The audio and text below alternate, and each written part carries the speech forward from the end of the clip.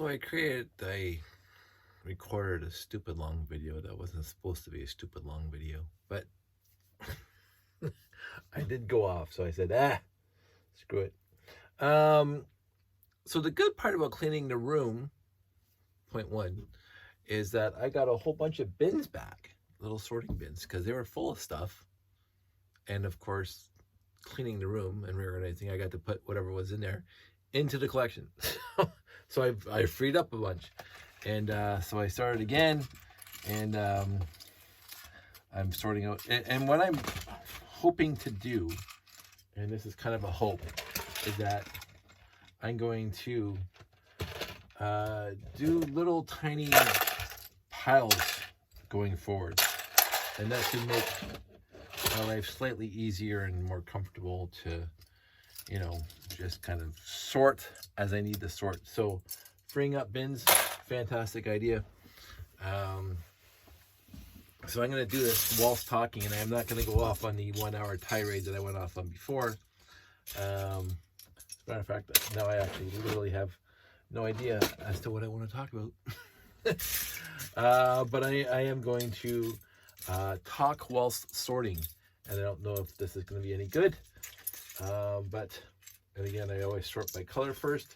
That's just me. Nobody else in the world has to do it this way. You do you. That's always been my motto. I'm gonna do me. And my point is, for me, since I only normally build in the basic original colors that I grew up with, sorting by color helps. And you see my collection where all the parts and pieces are sorted by color for the most part. There are exceptions, just like French conjugation. There are exceptions to the rule. But overall, sort by color does work for me. And as I mentioned, I keep on mentioning, it does make the parts per container to be as dense or as compact as possible, as much as possible. When you sort by part, I can't see how that happens. Because the part's a part. And if you have 10 parts, that's going to be a container. If you have 1,000 parts, that's going to be a few containers. But by color, if a container gets full, you subsort. You can't already subsort by part because, again, they're parts. I mean, if you sort by parts, and then if the bin gets full, you start sorting by color, that might work. I don't think it worked for me because colorblind. And so it is, I guess the bottom line is, it's the camera. I think overall, sorting by part and sorting by color, one of the main factors in that decision-making process is how many parts you have. And how many parts you want to build with.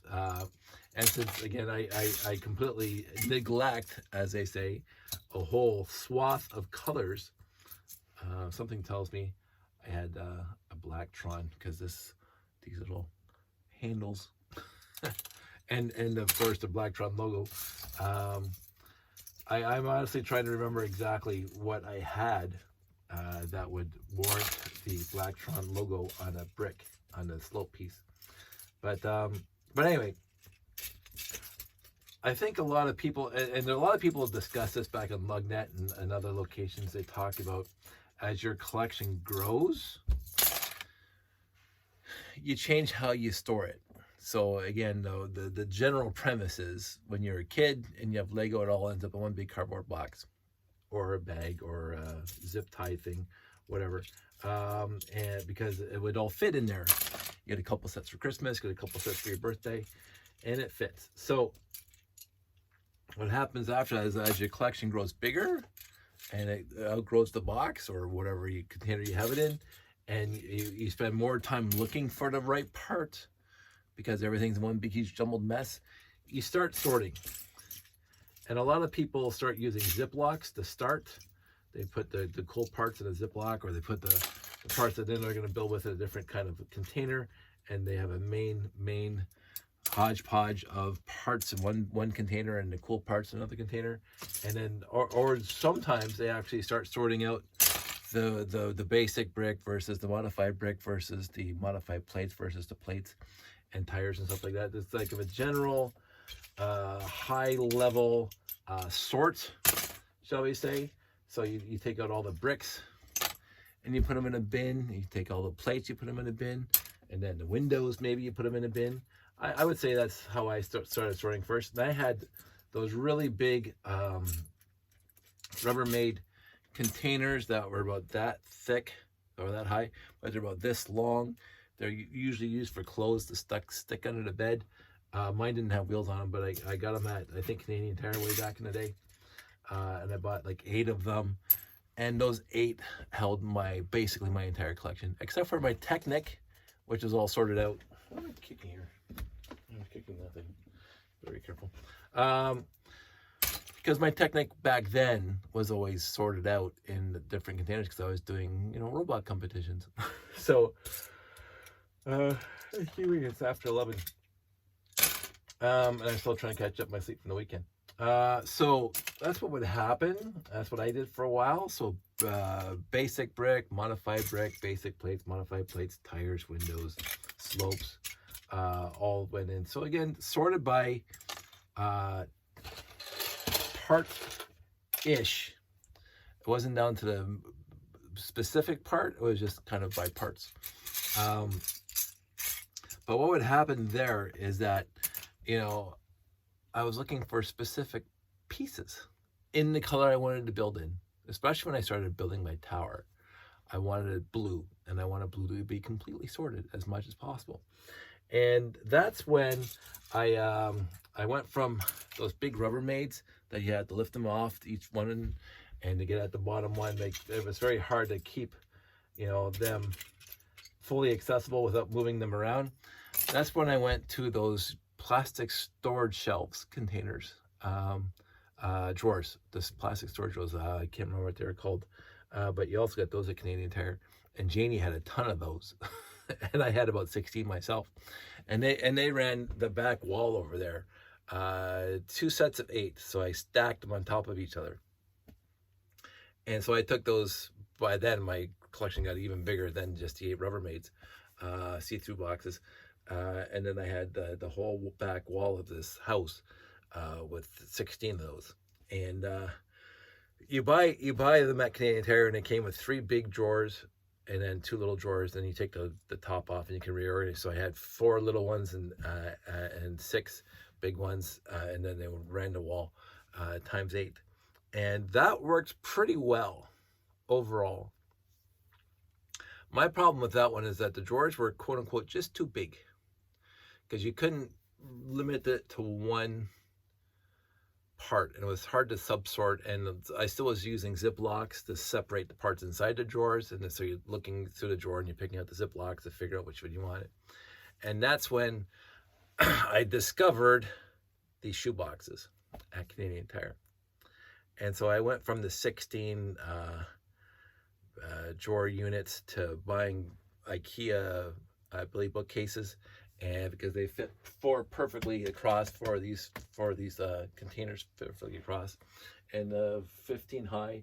1, 2, 3, 4, 5, 8, 9, 10, 11, 12, 13, 14, 16, 17, 3, 4, 5, 6, 7, 8, 9, 10. No, 15. So 4 times 15, 60. Yeah, 60 of those shoe boxes per shelf. As 1, 2, 3, 4, 5, 6, 7, 8, 9, 10, 11 shelves. We'll say 600. I don't have 600 of those containers, but I have a lot of them. And so therefore, instead of maybe 100 or less, 8 times 6, 60, 56, and then whatever.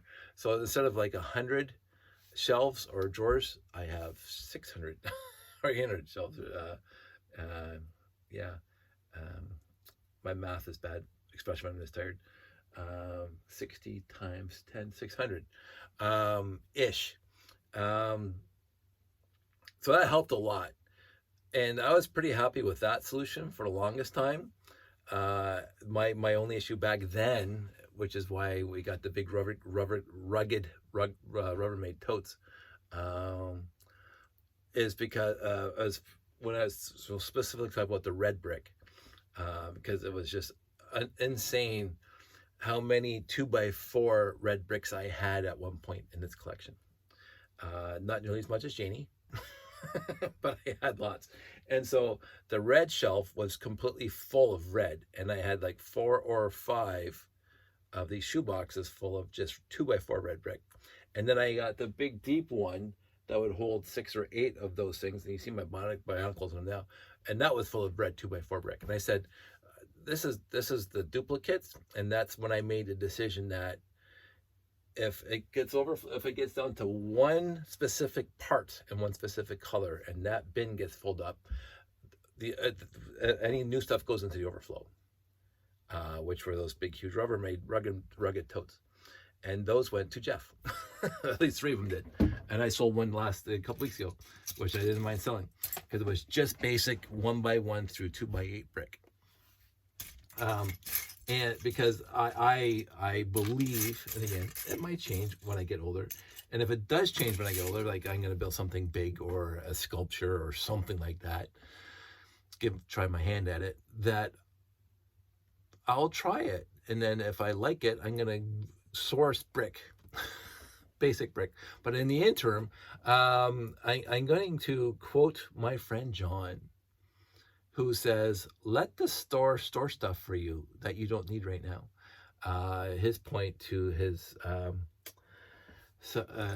what he was saying is that if you're going to the store and you see something at the store that you don't need today, but you might need in the future, like storage containers. Like a lot of people go to the store and buy storage containers because you might need them someday. The store stuff. But if you don't need a storage container today, why are you buying a storage container for tomorrow or sometime in the future when you can just let the store store it? So that's what the whole word store. Store is not just for buying stuff, it's for letting them store stuff for you. Now, again, you also have to make the determination whether or not they're going to discontinue it, and you're never going to get that again. Which I thought was these guys, because Dollarama seems to be hit and miss these days to find these things. But again, I have enough of these, so I don't need to buy anymore. But I was just buying 2 or 3 at a time, 2 or 3 kits at a time, and they came with 3, so I get 6 or 9 at a time. And I have enough now, and when they get empty, I can reuse them, which is a good thing. So I know I'm a pretty firm believer in that. If I see something at a store that I said, ooh, that's nice, but I don't need it right now, I'm going to leave it at the store. I don't have room for it in the house. I don't want it to clutter up and take up space in the house. And so therefore, I'll leave it at the store until I need it. And if it's gone from the store, I have noticed in my lifetime that either I will find something different or I wait a while and it shows up again. So there is nothing pressing in my life that I need it right now. If I'm not going to use it right now, that I can just leave it there. And I've never been caught off guard, shall we say, when I said, I wouldn't mind having that, but I don't need it today. I need it in a while from now. And then that while from now shows up and I need it now. I'm going to go get it and I find it, or something that is reasonably close enough. So my motto right now, one of them is let the store store it if I don't need it today. And that includes storage containers. I have enough right now. And since I am downsizing, I'm actually freeing up storage containers. I freed up a rugged Rubbermaid tote because the lady who picked up the bin of Lego didn't mind taking it home in a garbage bag. And garbage bags are infinitely easier to fill up and let them take it here. Now I have a free tote that's right down here, and I put more stuff in it, and I'm going to sort that out, and I'm going to have another free tote.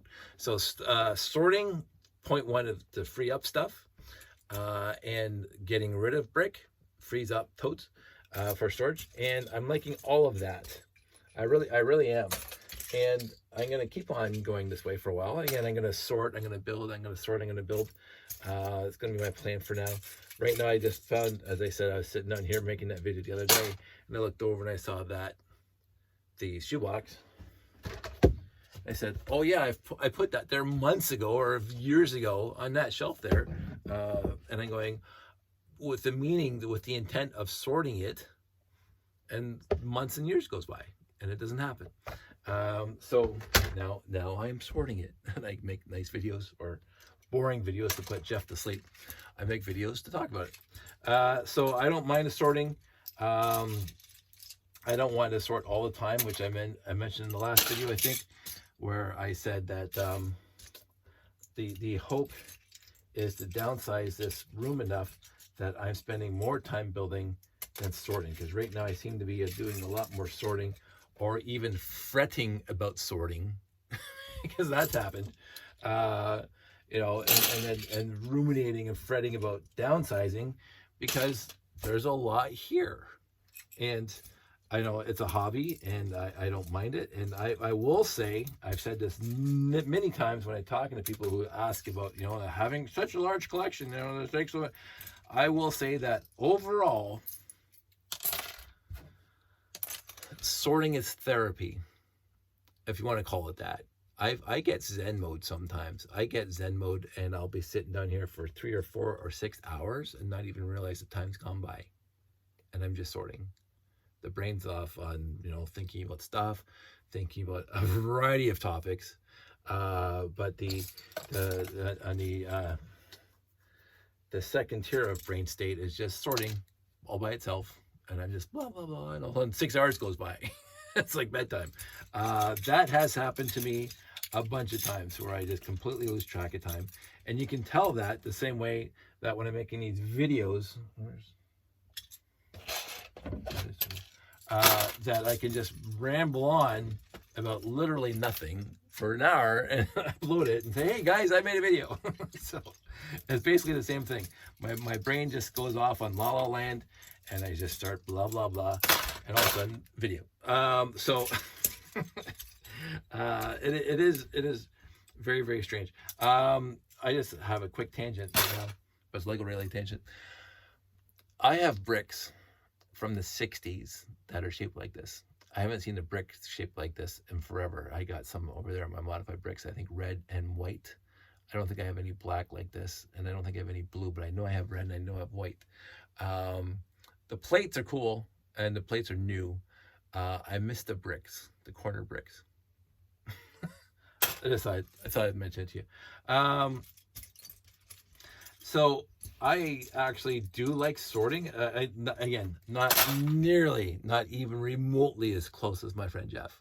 My friend Jeff is the consummate, the epitome, the pinnacle, the numero uno, top drawer of sorting. I've seen him sort, and I know I've gotten feedback from other people, Jeannie, who I won't say rely on him to sort, but he seems to be able to sit down and boom, things are sorted. I do take my time. I usually have the music playing when I'm not playing, talking to you guys. I put on my Google box over there, and I just put on the Mozart or something like that, something that is soothing and whatever. I do prefer Mozart and Beethoven, but that's just me. Sometimes I like, oh, look, is that pink? Or that's my problem with being colorblind. I think that's pink. I don't think that's gray at all. It is, no, it's gray. This is my problem with being colorblind. Old gray, yay! I like finding old gray better than I like finding new gray. So I do prefer my classical music when I'm sorting. I don't like listening. I mean, I love rock and roll, and you know, I'm a big fan of rock and roll. But I do like when I'm sorting. I don't need. I don't know. I'd rather listen to some good old Beethoven than anything else. I'm gonna change the blue up here and right up there. Get it closer.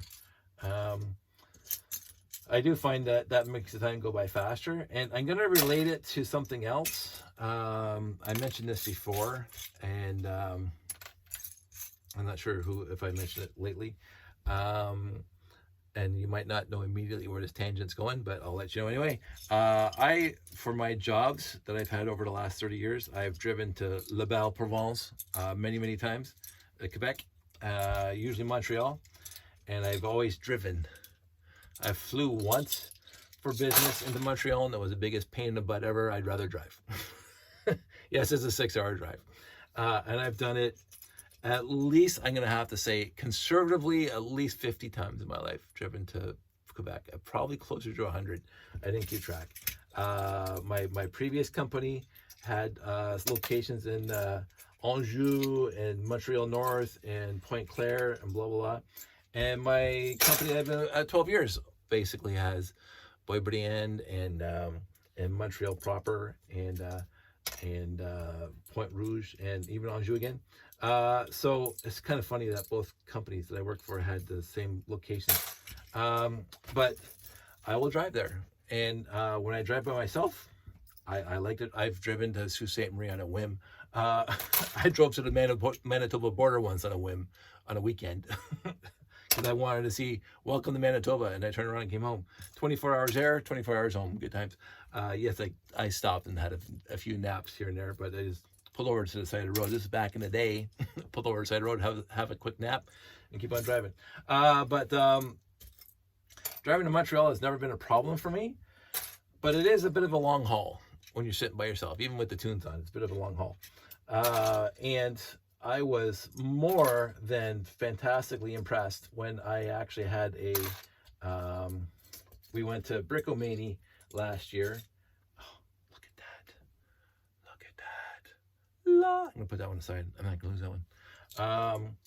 And what happened there is that we went to Brickomania. I'm just going to get my... I'm going to sort that one out right now. There we go. Look right there. Nice. This one too.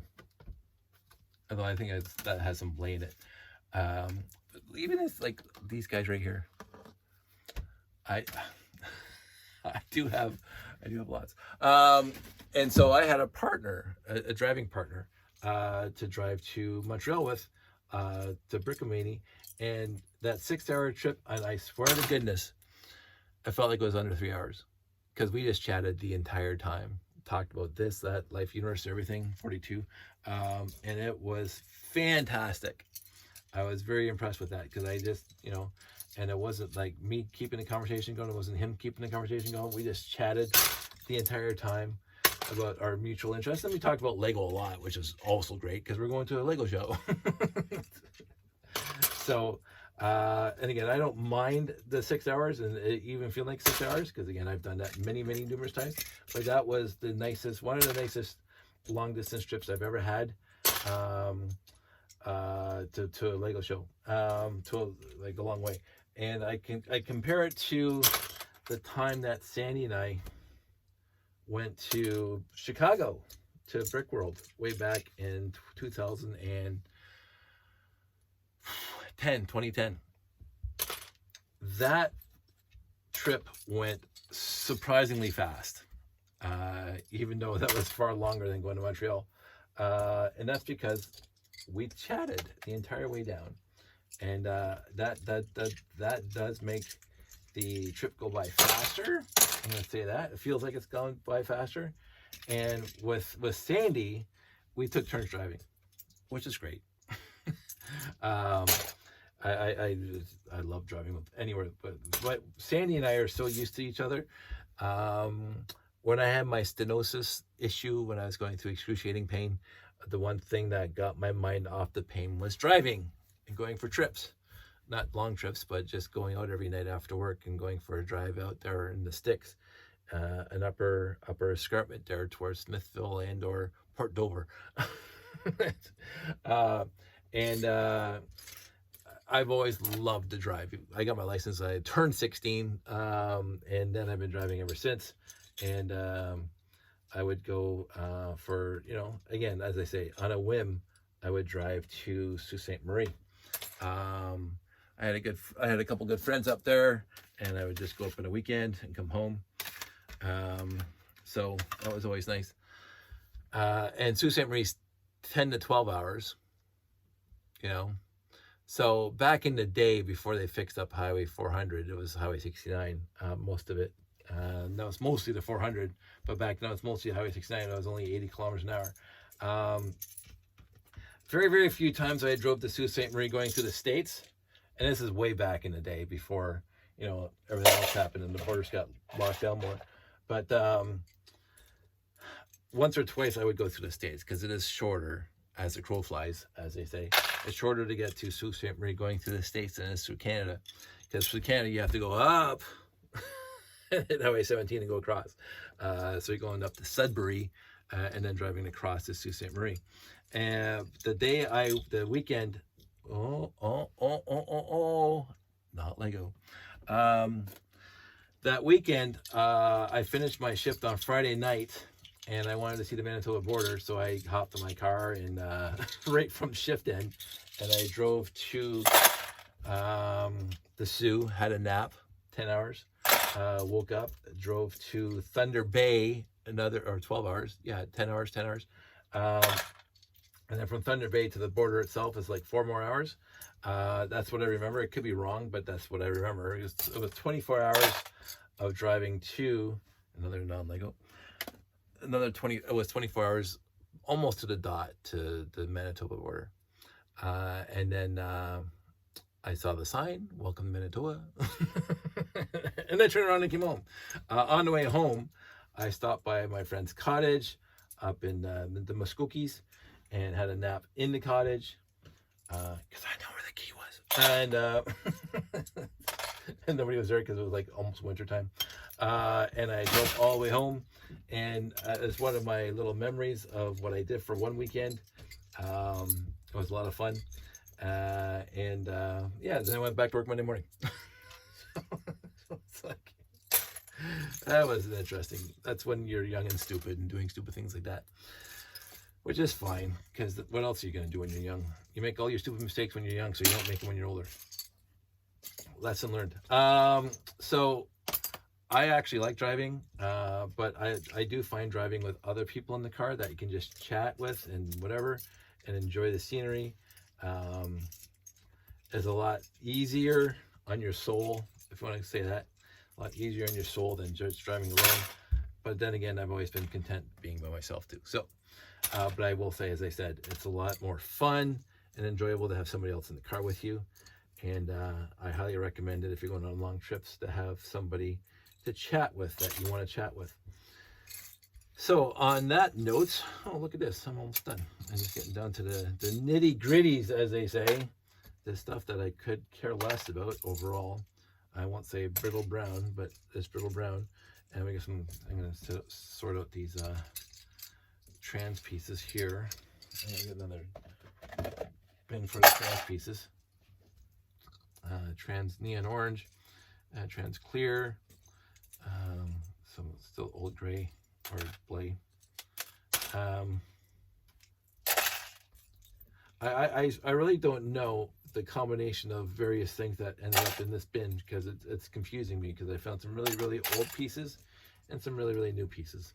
So I don't know what I was thinking or what I was doing. Maybe it's just one of these overflow bins that I just kept on dropping stuff into. But either way, it's good to have it all sorted, at least by color for now. And then what happens when this is done is I pick one bin at a time and I sort it into the containers. That's all. So this is the interim step. Again, as your collection gets bigger, this is kind of what you have to do. It's not just one sort and then it's done. This is the first sort, and then the next sort, and that can be, no matter which way you go, piece from parts, then color then parts. It's basically, you're doing it twice. And I did find this to be easier than sorting out as you go. I do like sorting out all the pieces first by color, and then then my function into the bins, because it just saves me from getting up all the time. So this is why I do it this way. And it's lime, that's chrome, that's gray. Some people are screaming at me right now saying, you could sort that color out. But again, I'm colorblind, so I don't care. And so this is whatever, the overflow for these guys. So that goes in there. That goes in there. Until, again, I am going to sort that bin, or those two bins over there. But I honestly think, because it is on my list, things to do, but I think it's going to be the last of the stuff I need to do. I'm going to sort out these 3 totes first before I even tackle those 2 boxes of all the alternate colors that are not the original colors. Because I'm just not that interested. But it's going to be nice to have them fully sorted. My dark blue bin is full, so I don't know why I bothered sorting these dark blues out, because I won't be able to fit them in there. I'll figure something out. It's a little sad. And then what I do is I just stack them like this.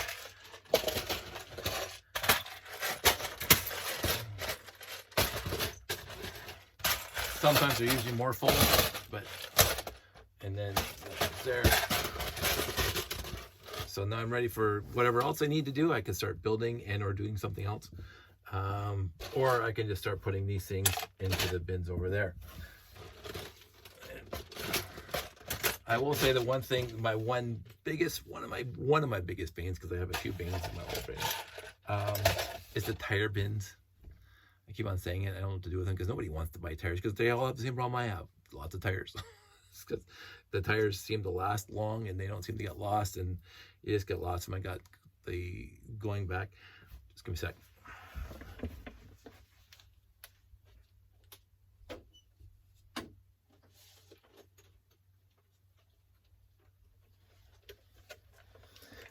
At one point, this bin was strictly the white 2x4 tire brick container and the light gray rubber. That's what this was.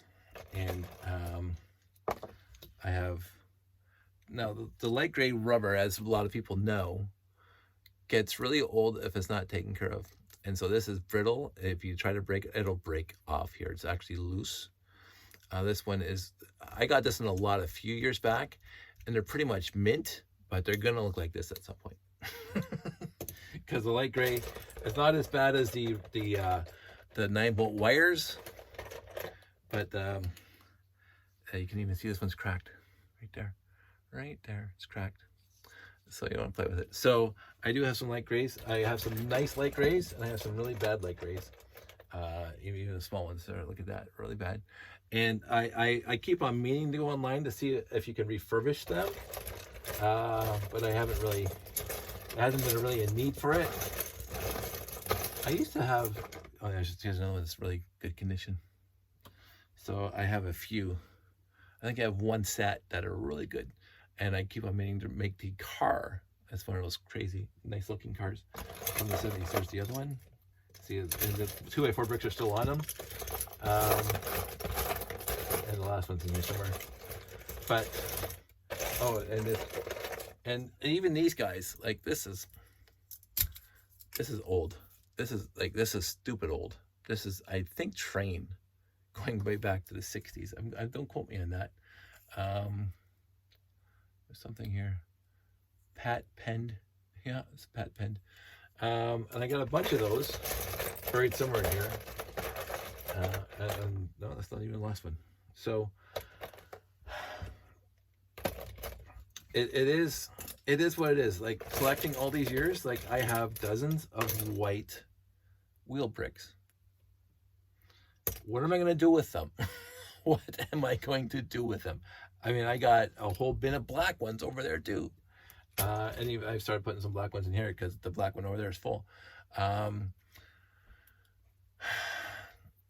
It is what it is. And this happens if you've been collecting as I was for all those years and not putting too much thought at the beginning into what you're collecting. Oh, it's a box Lego, I'm going to buy it. I'm at a flea market and there's a box of Lego, I'm going to buy it. It doesn't matter what's in it. Now I'm getting to be very, very picky about what I buy.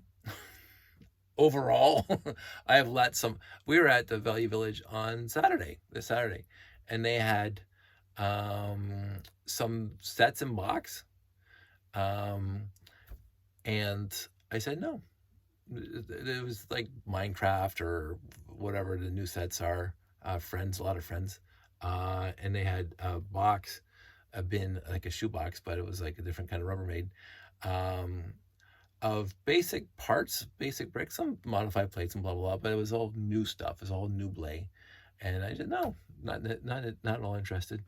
So I'm actually patting myself in the back for that. I'm not buying every single time I see something that is just Lego. I'm not buying it immediately. So I love these things, by the way. I love these things almost as much as I love the 1x2 chain link bricks. Because this is, again, my youth.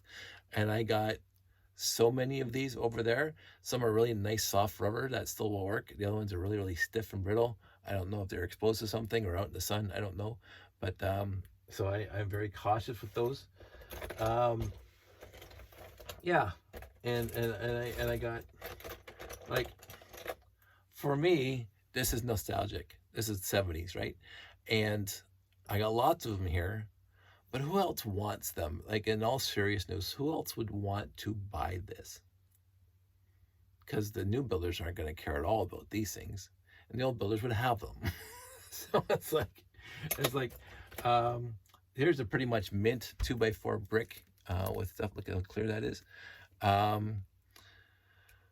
And oh, sorry. And if you look at the rubber on the tires, they're square edged black. So that these ones came out right after they discontinued the light gray and went to black. But they're not like the new tires, which are rounded. Right? Now this one's put on wrong. It's hard to fix now. But these are the rounded tops, the rounded edges, and this one's the square edges. So there's a huge difference in that. You can see the era of tires. So light gray, original. We'll call it original.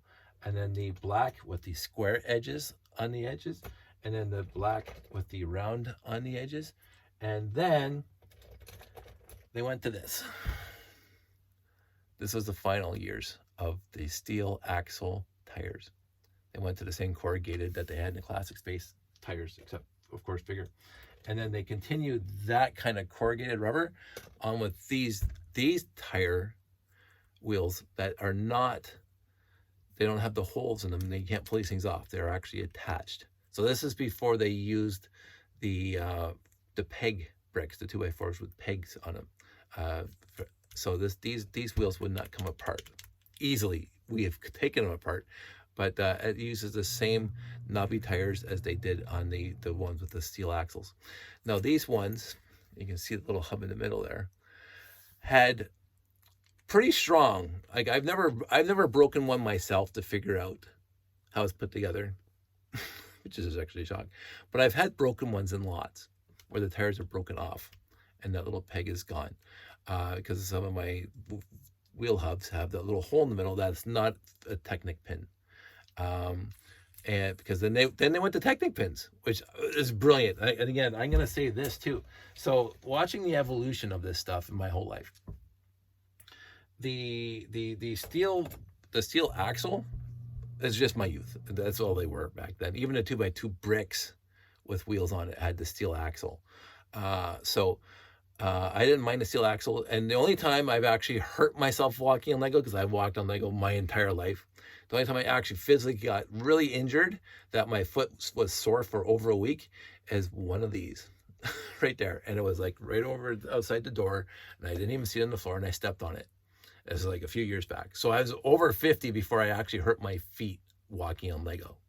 And I've walked on it for 50 plus years. This is the only part that ever hurt me, and I think it got me right in the soft spot in the middle of my foot. Like if it got me in the ball of my foot, it wouldn't hurt. But it got me right, it was like right there, and it was painful. Like I went over, I fell. As soon as I stepped on it, I went right on the ground. It's like, ow! I thought I broke the skin. It was that bad. And then I got, and you can see the indent. Like if you push this thing into your, you can see a little circle. So, and I stepped all my full weight on it. Yeah, I went boom right out there. Fell down, and I did not walk for a little bit. It was that painful. I thought I might have to go to the hospital. Maybe I thought I broke something inside, broke a tendon or something, because it was excruciating. It was bad. But then, a little massage on the foot and whatever, and then The pain gradually subsided, but it did last. The discomfort in my foot lasted a week. Stepping one of those. The only time in my entire life that I remember vividly hurting myself on Lego. Because my sister and I, Lego stories always go back to me and my childhood with my sister. My sister and I would have Lego on the basement floor, concrete floor, I mentioned that before, and we would walk on it.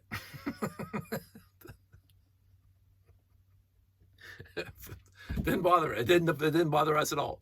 Sharp corners, whatever. 2x4 bricks, who cares?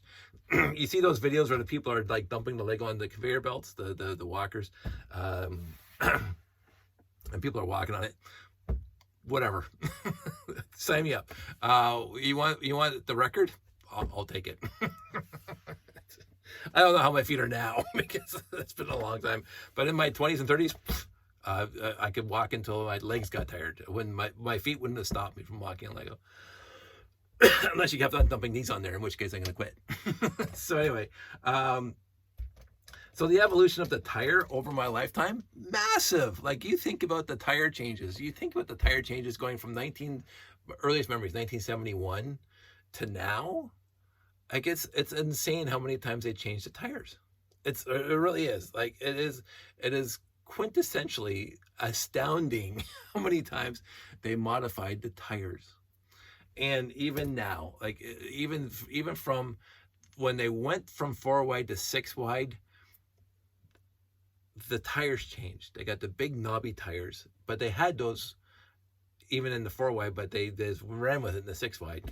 But I think those are gone now too. One with the little hubs in the middle. I have one right here. You recognize this? These hubs, right?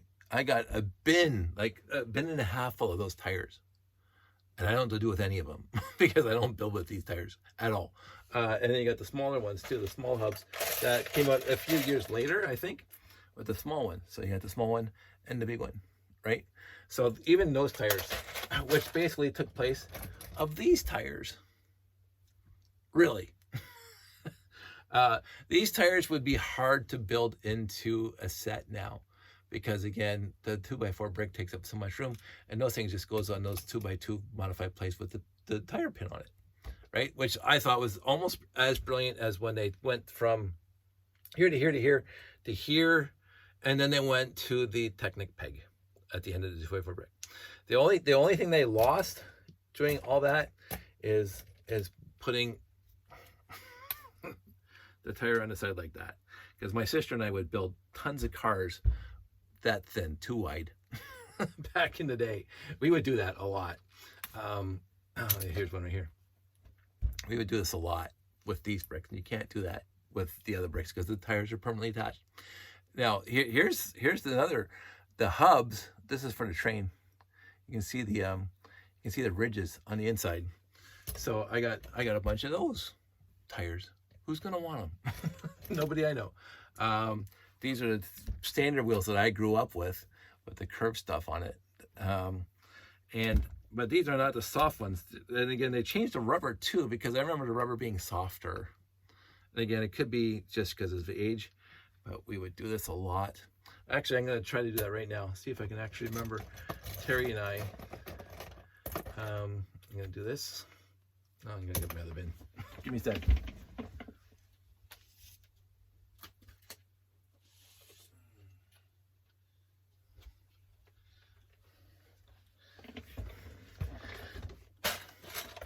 Again, not really well sorted.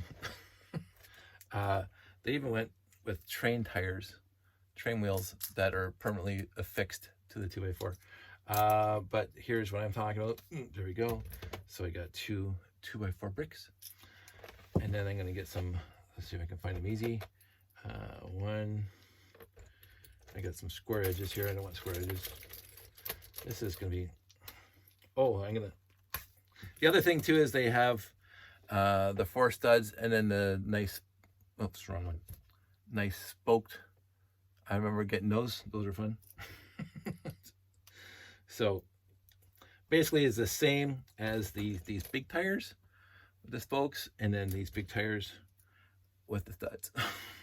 So again, Lego kept on doing the same thing a lot, so that's fine. I'm gonna do that,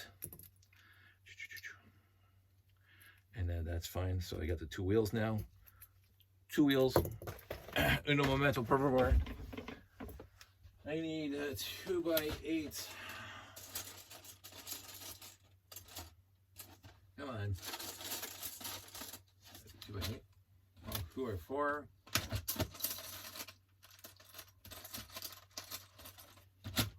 I need a 2x3 brick. Put that there. And now I need one 2x2 slope. Let me find one easy. I have, there's one to be in here. 2x2.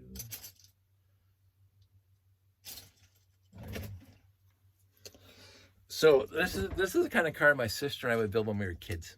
And I think we probably got this out of one instruction book or the front of the book, set number 2, 4, 6, or 8. Right there.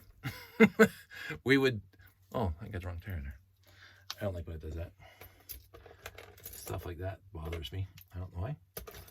Call me picky. There we go. There we go. Now they're all identical. Yeah, picky. Or we'd be lazy and we just do this. This is what we do. And we had hundreds of these cars. Well, hundreds. We had dozens of these cars for our town, and various colors or whatever. So these were our original cars that we would build a lot of and drive them around our little towns that we built out of Lego. I will say, back in the day, my sister and I had such a blast playing with Lego, like literally all the time. We hardly ever fought. I don't remember fighting too much. This was 50 years ago. I don't remember fighting a lot with my sister about the Lego itself. My brother and I had some disagreements, I'll say. But when it was just me and Terry, everything was fine. And yeah, this is what happens on these guys. They get the little knobby thing that holds the wheel and the little thing that holds the wheel and breaks, so this thing comes off like that. But then there were also some of these 2x2 by bricks that the axle would just clip in. It wasn't a fully, this thing wasn't a full circle. It would just clip in. And I've had some of those bricks. So they changed that too. Yeah, I don't think I can talk about these too much more. Except I got some near mint pieces, but again, nobody cares. And again, just a whole bunch of these things, just as like dozens and dozens and dozens of those things, which is fun. Not too much else that is unique about those tires from that era. I can't see anything else in here that sometimes the insert is a different color. So there's black, there's white, and I think there is red. Some of these have red in them. Most of them have red for what you stick the tires into, the axle into. And then there's, again, these guys here that can't come apart unless you really break them. Yeah, there's nothing much left in here that you haven't seen yet. So that was a quick tangent. See what's in the bottom. Nope, it's all the same. It's a quick tangent on tires. And again, I have bins of them. And it's like, what I'm going to do with all of them, they are actually quite heavy. And I did mention that some of these, very, very few, and it's going to be hard to find them because they got buried in here. Some of these were in the big melt. There's one right there. Guaranteed to be mine from when I was a kid. Guaranteed to be mine before I was 10. This one right here. Because the red's faded. It was boiled in water. So, the big melt. That's the only thing I can save. The bricks, the 2x4 bricks, the wheel bricks were completely worthless after the big melt. Because they're all deformed, including the little piece inside that held the axle. Completely and utterly deformed. The ABS I think was it wasn't CA, the carbonate acid or whatever. Most of my bricks back then were early 70s and whatever, so they weren't the ABS yet. The ABS bricks would have managed better, but that's not what was available back then. So I actually did an experiment. It's got to be 15 years ago. I put a pot in the stove and I tried to recreate with just a very few number of bricks. I tried to recreate the big melt, and I dumped like a dozen pieces. I grabbed a few random pieces from my collection. I dumped them in there, and I left them for 20 minutes, and some came back perfect. There's no deformity at all. I use white, by the way, because I made them white, and then some are completely deformed, like they were when I was a kid. And then I realized that the older ones that have the side injection mold usually is a CA, and the new ones with the injection on the top through the stud is ABS. And ABS handled the boiling water better than the CA. So lesson learned. Oh, this one's, look how dusty that one is inside. That one's just all dust. So this wheel set was used a lot. It's even, oh yeah, they're even hard to turn. And this one's bent too. This axle's bent. I haven't seen that before. This is definitely not mine. Oh, look at that. Rusty or whatever. I don't even know what that is. Wow, that's brutal. I should throw this in the bin of doom. That is bad.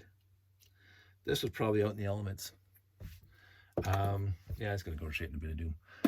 It's not like I'm losing a tire. And so here's a black one that has the white in the middle and the reds on the end. But most of them I said are red and red. So it just so many memories of my youth. Just by looking at this stuff, it does bring back. It harkens back to my childhood and having fun then, just like I'm having fun now.